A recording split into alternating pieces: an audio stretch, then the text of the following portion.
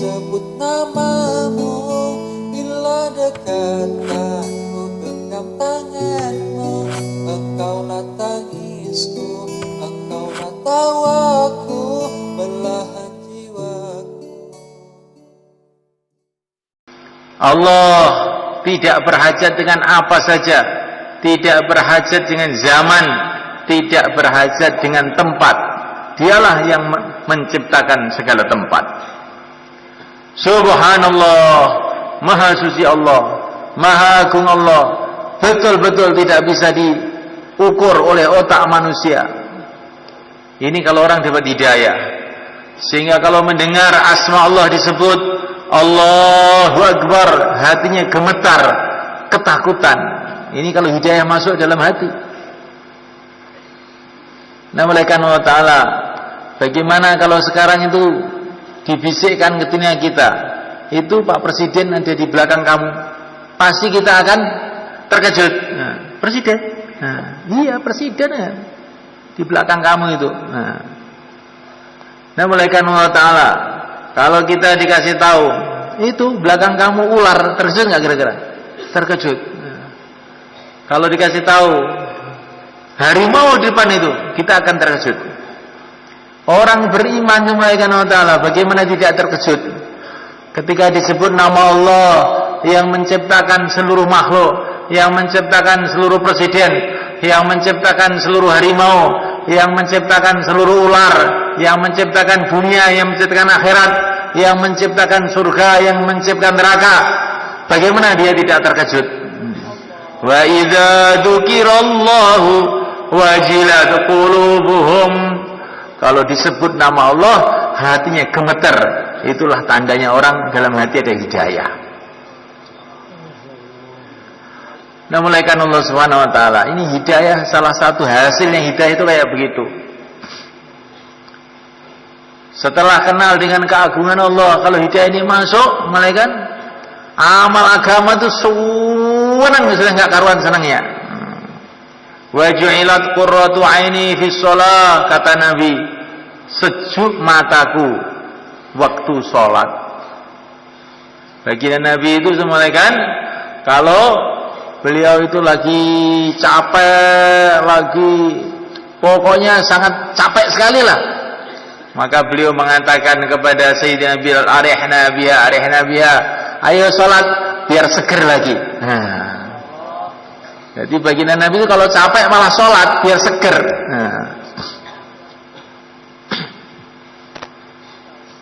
Ini orang yang tahu keagungan Allah SWT, keagungan agama Allah SWT.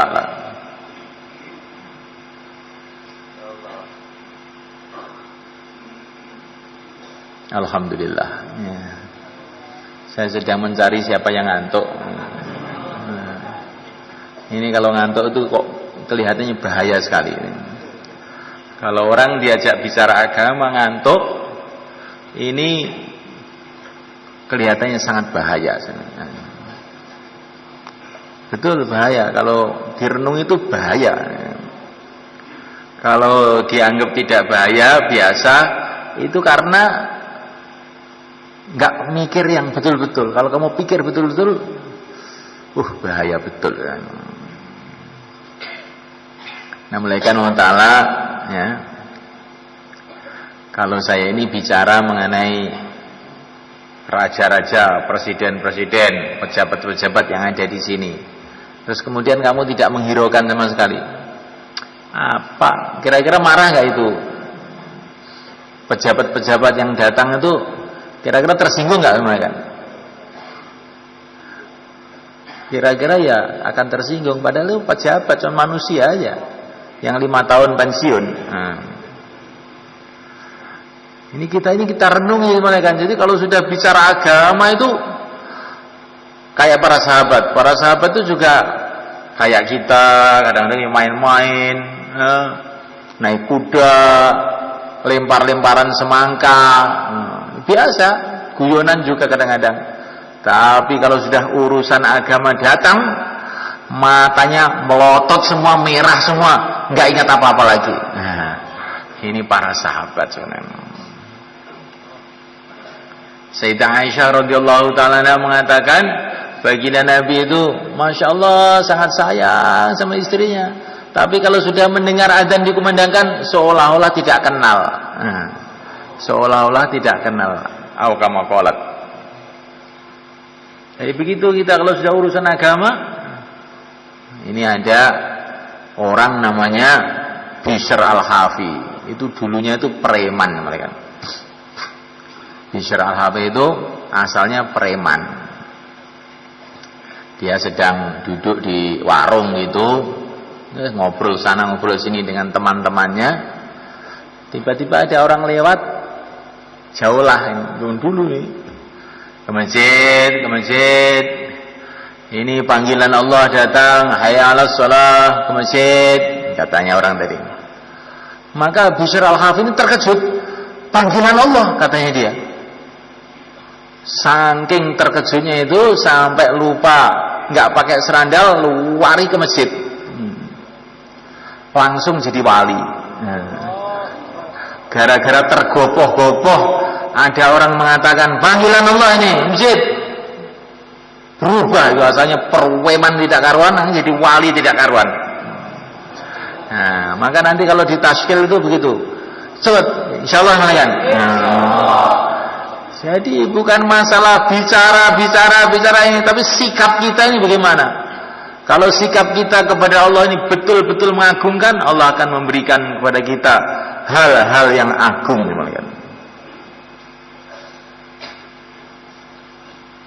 Insyaallah kalian. Nah, itu caranya.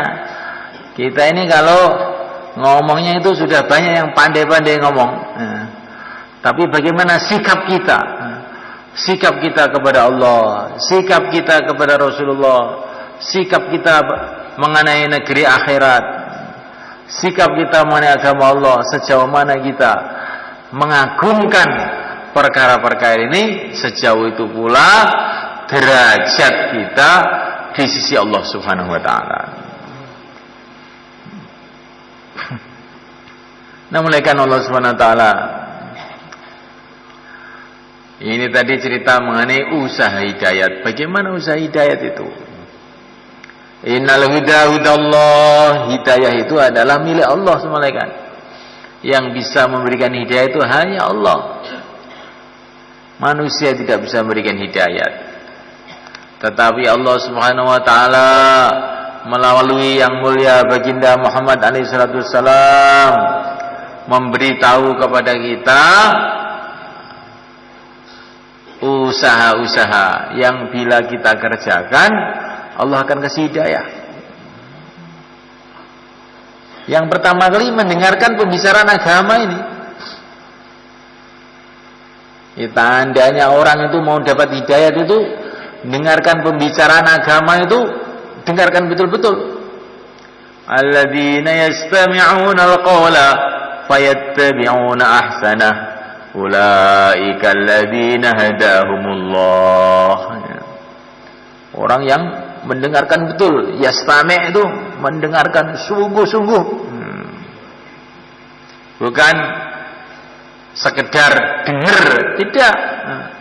Yastami' itu betul-betul mendengarkan, maknanya itu.